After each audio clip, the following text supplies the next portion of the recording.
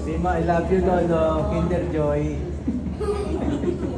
Happy birthday, Lolo. Thank you, Lolo, sa love mo sa amin ni Latwa and Cornel.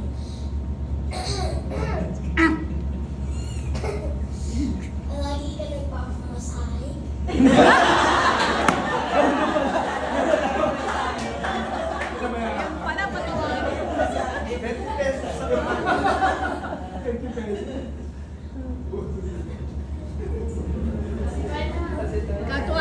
Love you.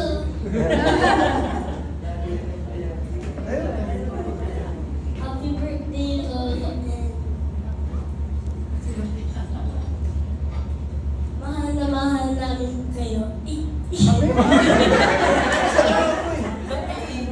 pala. Thank you na pinipilan mo kami palagi ng kinky-cokie. Even pag hindi kami nag-a-ask. Kinder Joy.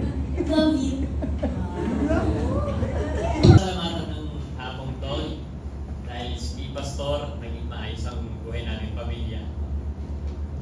Nung time na, unang time na in-counsel niya kami sa wedding namin bago kami kinasal, malaking bagay yun sa amin para tumatagak ng may pagsasama ninyo. Tapos nung in-invite mo ako, Pastor, dito sa school para magtrabaho, isa din sa pinakamasaya sa buhay ko yung magtrabaho dito. Every time na aalis ka, masaya ako magtatrabaho, maski di ba nakikita. Pagdating mo, tuwa ka. Sila nagkahawak minsan na ng walis, ako nakikipagkwentuhan sa iyo. Kasi alam mo, sabi mo, alam mo Milo, doon ko po kayo nakita kung paano kayo mag-observe sa mga ano natin. Miski hindi ka magsalita, makikita ko sa paligid kung nagtatrabaho ka. Tapos yung isang beses pa na lalo ako natat sa ibang ino nung binida mo ako sa kapwa ko, Pastor. Pag si Milo nandyan, panatag ako. Amen. Lagi yung sinasabi, Pastor. Kaya, tapos ang pinakamagandang nangyari sa akin, Pastor, yung nalayo kami sa Makati, dito kami natira. Bagaman dumaan kami dun sa mga, yung hindi naman lahat ng parte ng buhay masaya, pero nagpapasalamat ako pag tinitingnan ko yung dalawang anak ko na naging maayos ang buhay. Dahil nakapag-aral sila sa Christian school. Yung pundasyon na binigay ng school tsaka ng mga aral na binahagi mo sa amin, naging gabay namin yun sa buhay. Kaya malaking pasasalamat ko sa buhay mo, Pastor, na naging bahagi kami nito. Amen. Sa lahat, purihin po ang Panginoon sa buhay mo, Pastor. Pastor, happy 70th birthday po. Para naman hindi 70. 69.9. Younger than your age, Pastor. Salamat po sa Panginoon sa kanilang sa pamilya. May God continue to bless you po with good health, protection, and guidance wherever po hindi po kayo Panginoon. Maraming salamat, Pastor. Hindi po namin nalilimutan ni Brother Alphonse na nagtulong po spiritual advisor sa amin, yung spiritual growth namin, naayos po yung relasyon namin niya. It's an honor and privilege na maging ang good mo. Pag tinatawag mo po, o kamusta na anak, nagtatouch ko talaga yung puso. Maraming salamat po na tinutulong niyo po akong bilang isa sa mga pinagpapalito. Tunay na mahal po namin kayo sa lahat po ng panahon na pagkakataon. Maraming salamat po at muling po Diyos. At papasalamat po talaga kung walang katapusan sa Panginoon at dito na po kami kayo sa OBC and Malacos. So, salamat. Hindi, ako po, salamat po sa Panginoon na napunta po kami sa Bataan na pinagbentahan po kami ng tunay na talagang ang ang sarap sa puso Bataan talaga. Kasi po, pag-ayayot na kita. Pati mga iba. Pastor Allen mo. Hindi, ako po nagpapasalamat dahil yung lugar po na yun talagang nakita ko po talaga yung kumbaga yung layunin ko sa buhay, yung layunin ko na talagang yung pagiging Kristiyano mo, no? Kasi makita po na may katahimikan. Salamat, pinasasalamatan ko. No? At may basahin daw po ako dito na sa Ephesians 4:29. No? Sabi dito, huwag kayong nagsasalita ng masama, kundi yung makabubuti at takbo sa sitwasyon para maging kapaki-pakinabang sa nakakarinig. So salamat kay Pastor Joel, talagang hindi ko siya narinig talaga nung bilang kami, mas close po kami doon sa Bataan. Kumbaga, yung po namin, kung nakikilala niyo si Pastor, siguro po kami mas kami ron, mas nakakilala siguro po sa araw-araw po namin. So salamat Pastor dahil ang laking imbitasyon sa amin, ang laking encouragement na talagang magpatuloy sa bumabagsak po yung spiritual namin life. Pero nandun po nakakarinig kami kay Pastor Joel na talagang ma-uplift ka. No? Siyempre salamat sa Panginoon na kita ko doon yung kasipagan niya sa kanyang pananampalataya. So isa sa parang nga doon sa Hebrews 11, no? Yung sa 10, yung mga saksi, mga eyewitness. So ako nakikita ko kay Pastor Joel kung gaano siya kasipag sa kanyang ginagawa. Hindi ko nakita to hindi ko alam, ito yung natural na hindi natutulog o hindi natupapagod. Sabi ko nga siguro ito puno-puno po talaga ng kalakasan dahil kay Kristo. Tapos sabi niya yung kanina na talagang kagalakan daw na talagang yung paano tayo mag-minister, kung paano tayo tumugon sa panawagan sa atin sa paglilingkod. Kita ko kay Pastor yun talaga. So salamat na yung mga salita niya, makatotohanan sa akin. Talagang nakita ko yung Pastor na siyempre, di ba, lahat naman hindi perfecto. Pero kay Pastor, kita ko yung kung ano ba yung sinasabi niya na nakikita ko sa gawa niya. So, salamat sa Diyos dahil merong mga ganong na-encourage tayo bilang mananampalataya. So, salamat din kala Sister Epi. Talagang ako pinapuron, pinagluluto. So, salamat to mga maliliit na bagay na mababait sila na talagang makasikaso, hindi tawag ka doon, hindi madadaman, wala namang Kristiyano siguro madaman. Salamat po, Sister Epi, na yung mga laksang gulay na pinakakain nyo, wala sa Manila nun, sarap nun. Simple lang, no? Yung sotang mo na may puso ng sabi nga tayo. So, sa akin, nalaking bagay din dahil kita ko yung mga totohanan na paano sila magkaruga. At saksi naman yung mga bago dito, sila Pastor Arvin, sila Pastor Arvin, Pastor Aaron. So, salamat po sa buhay mo. So, dalangin ko na patuloy kang bigyan ng kalakasan ng Panginoon dahil nadagdagan po yung trabaho ni Pastor, daming alaga niya. Nakanak yung baboy niya, dami na. So, 10 ata, tapos marami pang mga baka. So, dalangin ko yung araw-araw na ginagawa nila. Masaya sila, kahit mahirap, may edad na, pero nandun yung joy, no? Pero hindi naging dahilan yun para mahinto yung mga gawain sa Panginoon. So, salamat, Pastor, sa pinapakita ng Diyos sa amin na meron kami tiniting. Hindi naman tinitingan ng mga idolatry na yun.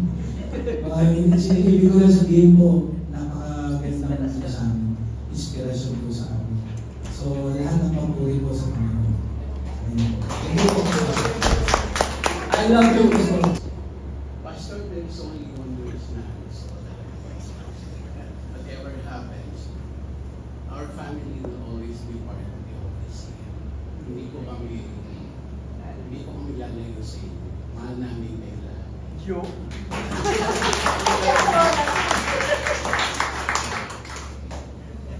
And salamat kami umabot ng although we really tried our best to be as early as we could. Kaya talaga lagi po akong buyit. Thank you, Pastor. And Picture! Happy birthday po, sir. Yeah, hindi man ako nanalo kanina. Nakuha eh. Yun sana gusto ng dialogue ko. Pi! Andiyan na eh. Andiyan yung sugar oh.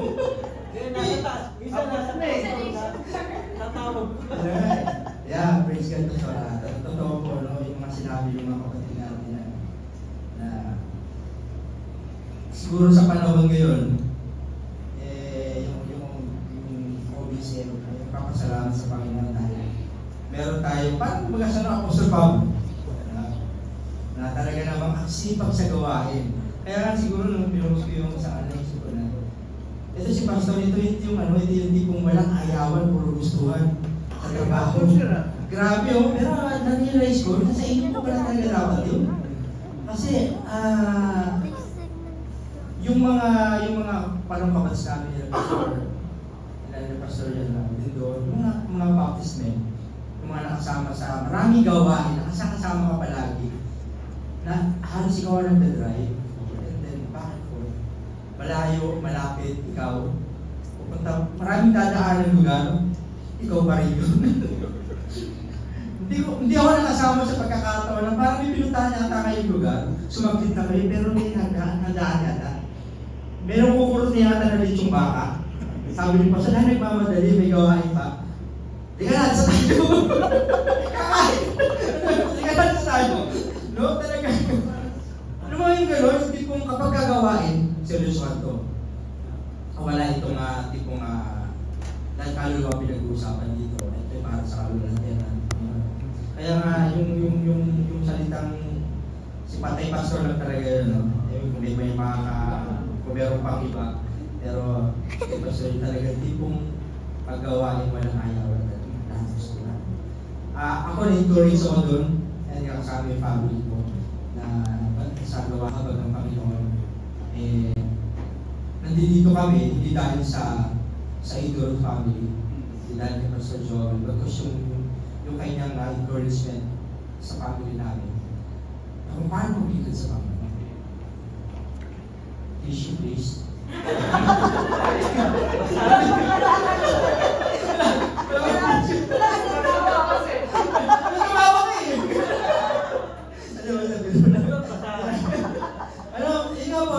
Punong-puno yung puso mo ng kasiyahan. Anong iyak pa siya? Kami lang tayo sa pwede. Iyak ka lang ba?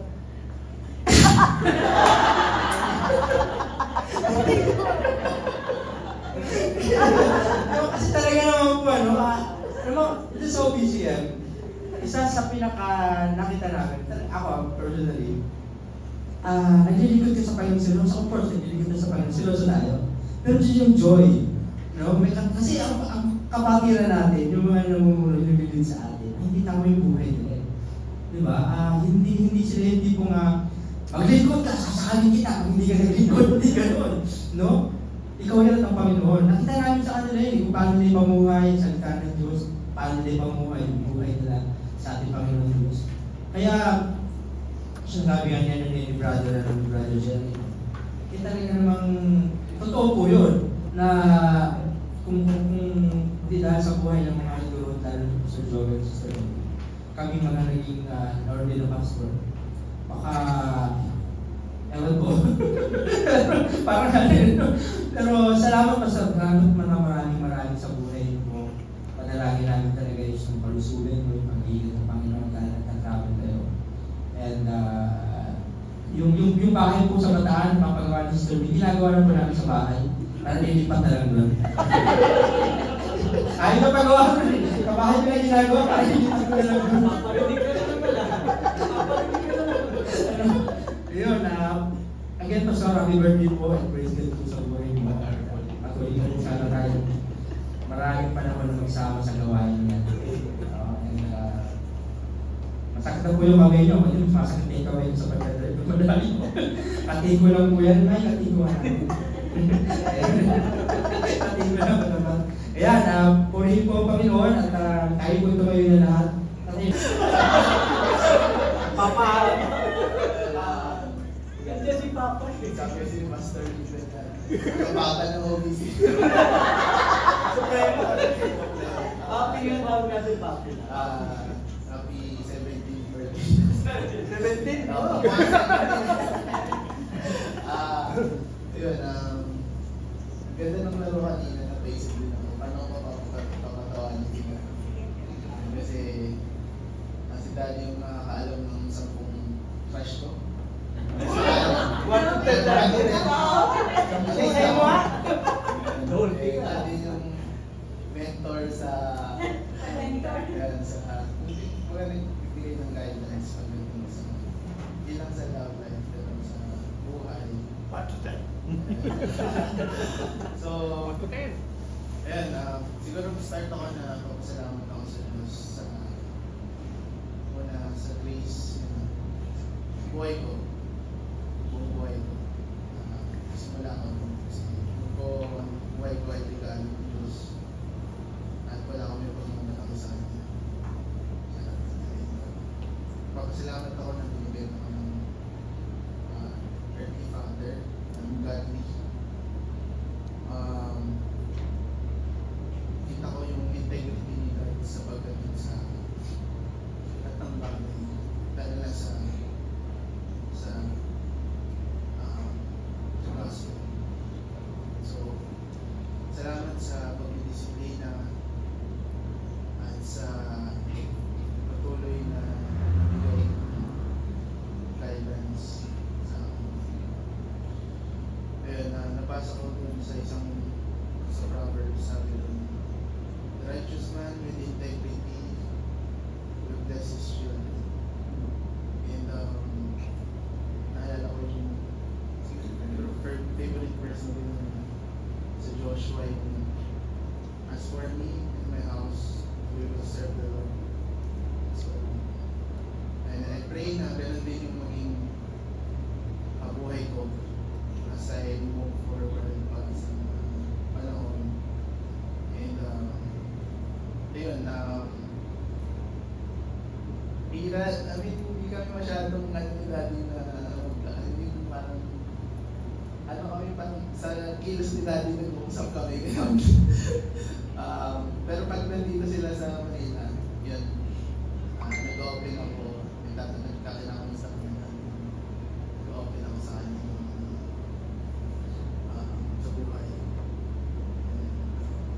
Salamat po. So, ayun. Ate ko lang salita ako.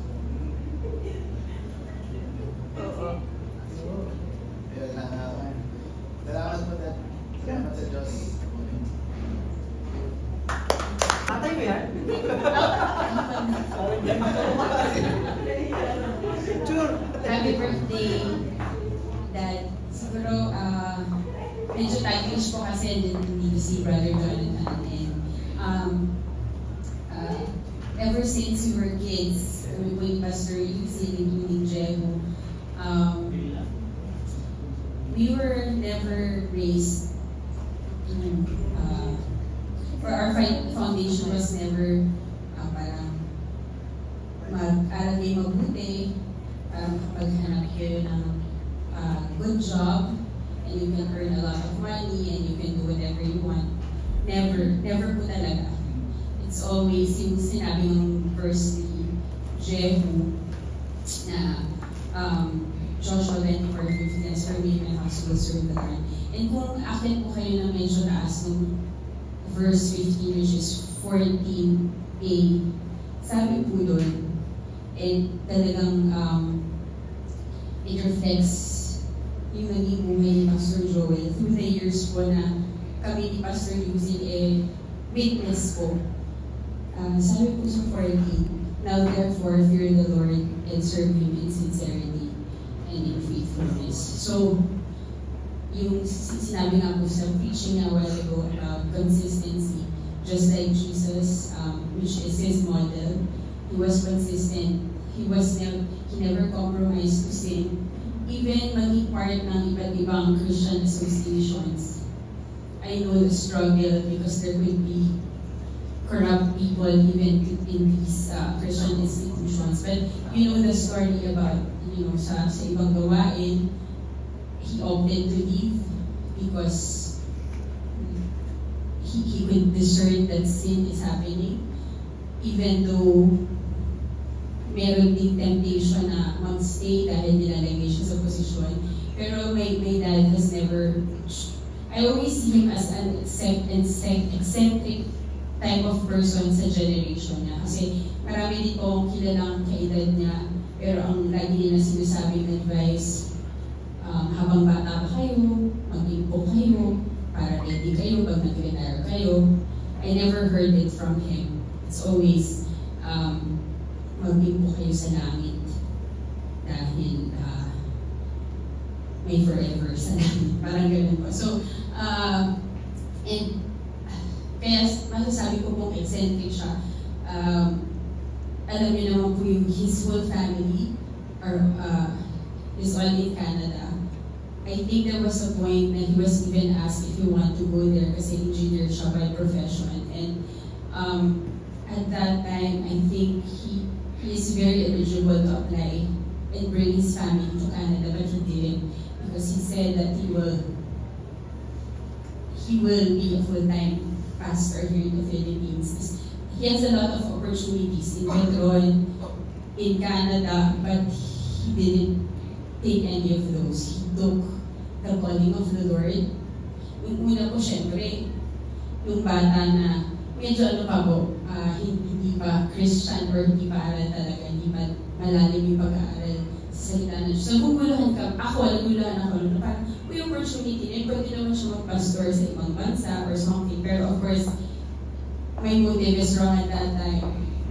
But I saw that the Lord has a huge task for him. And it wasn't easy because kung mako-compare ko nung bata po ako, if he chose any of those, Petron or Canada, versus yung pinili ng buhay sa church, di ba kinakwento niya naman po lagi nung nag-stay po kami here sa church, it's all, the church looks like a haunted house, maraming daga, basta madumi, maraming pasaway na nakatira sa church. It wasn't easy and there's a lot of questions in me. But I saw how the Lord used my dad to make a difference po sa community natin dito sa Teheron. Another thing why he's eccentric is ang kinakaibigan niya yung mga security guard, yung mga adik po sa Lorenzo Ruiz. As in po yung mga barkada niya. Minsan po may babali na lang sa kanya na medyo pastor, ano ba lalabas pa kayo? Masyadong over-eager na paatrasin siya at i-reserve yung buong kanya sa kanya para makalabas yung sasakyan niya. Grabe. Kami ni Andrew paggabi, nakot kasi po may naglalakad na parang gano'n nga po, hi. Pero yun po yung mga kaibigan niya. Tapos minsan din po, here sa church, there was a guy who was looking for Pastor Joel, or just generally, can we talk to the pastor of this church? Eh siya po yung nandun sa harap, tinatanong siya, nakasantot shorts lang po siya na nagwawalis. Akala po yata janitor siya. Eh kung hindi siya kilala, eh di sinabi niya, so hindi ako kilala dito, baka may ibang dito. But that's how I see my dad. I never saw him as a person na yung mayabang po. Pero mayabang din po siya. Mayabang din po siya.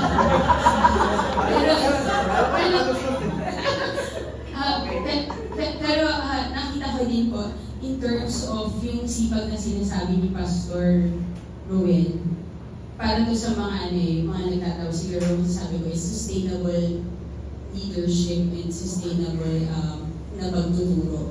Kasi although marami tayo nakikitang pastor na masipag, ginagawa lahat. Pero si Pastor Joel, hindi niya lang ginagawa lahat. Nagdi-disciple din siya, kaya po alam natin na ang ating pong church ay sinusustain ng Panginoon through training. May mga nadelegita na po ng mga next generation, si Pastor Yuzil, and yun si Pastor Yuzil, nagtutuloy din siya. So, kumbaga hindi po nakakaawa si Pastor Joel.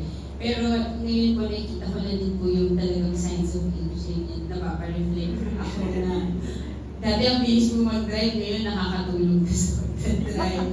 O kaya parang minsan pag nag-park, ano po yan eh, kasi talaga mag-park minsan. Isang ikot lang na gano'n, nakapasok na. Ngayon po, nababungkan na yung mga gilid. Sabi ko, mananda na si Nani. Pero sabi ko, Lord, thank you po.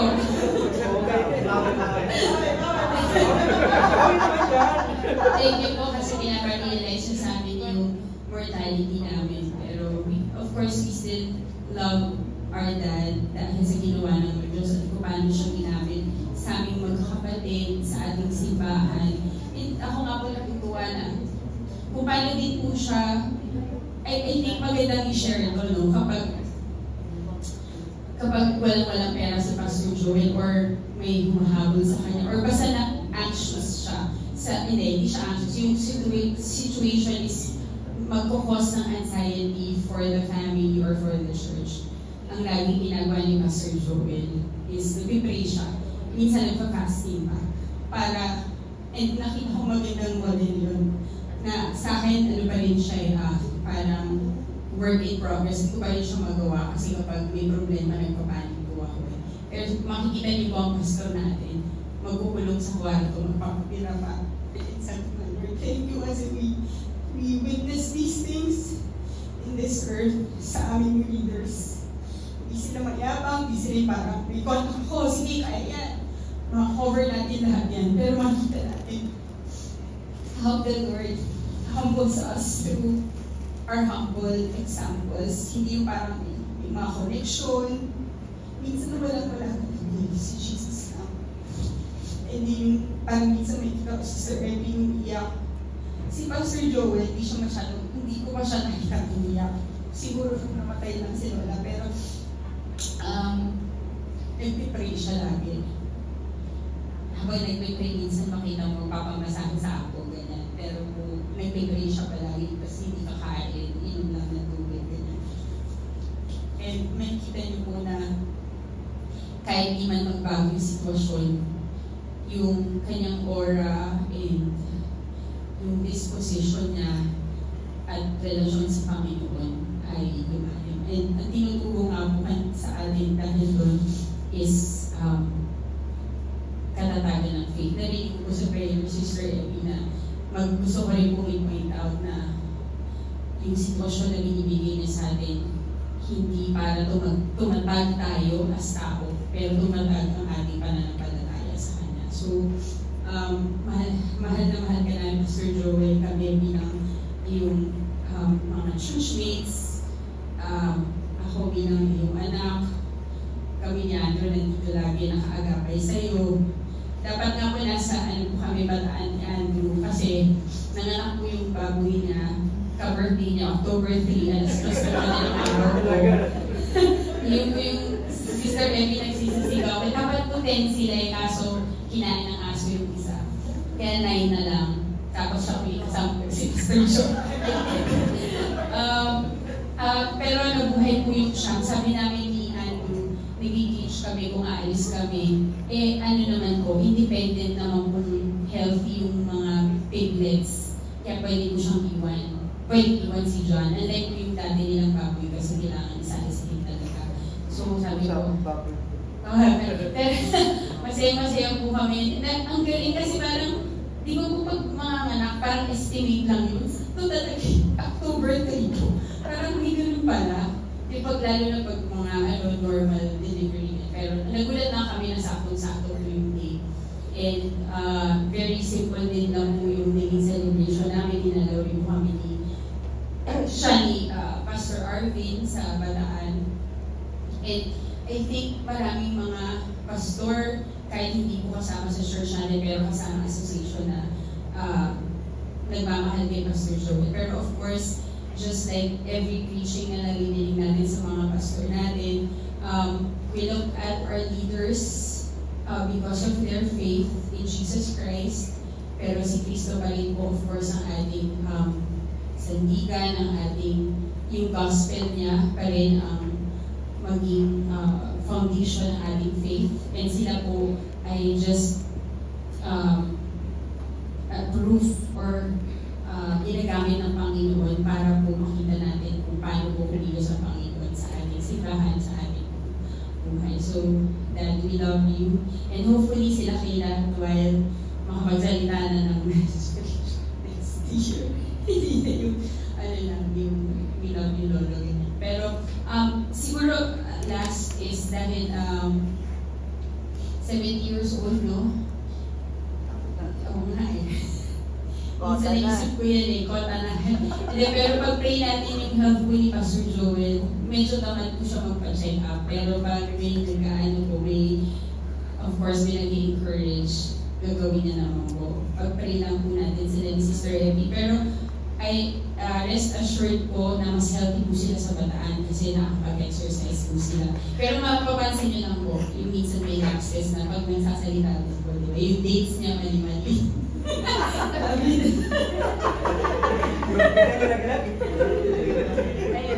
So happy birthday, 70 ka.